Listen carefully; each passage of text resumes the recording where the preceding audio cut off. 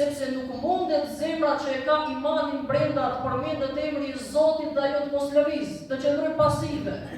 Nuk mundet.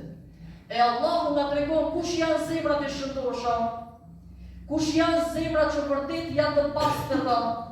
Nuk po flasim neve për zemrat moderne të pastërta, që njerëzit arsyetojnë veten e tyre për të mos u bindur urdhrit të Zotit e çka thojnë?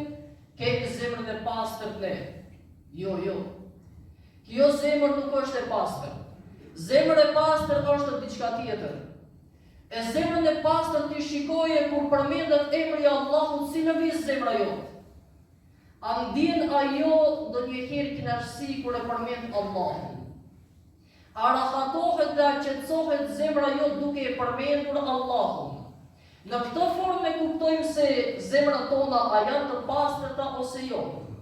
Sepse madhëria e tij na tregoi që besimtarët e vërtet kush janë, ato që ka me zemrat e tyre kur përmendet Allahu, zemra e tyre qetësohet, zemra e tyre freskohet, zemra e tyre gjallërohet. Nëse ajo ka rënë në gjumë, ajo zgjohet nga gjumi. Nëse ajo sot nga ruaj ka vdekur, ajo ngjallet dhe lëviz. Kjo është zemra e shëndosh. E vëllezërit e mi, çka ndodh me ato që kanë zemra të shëndosha? Në momentet e rëndësishme dhe të vështira të jetës së tyre, zemra e tyre nuk është se futet në stres.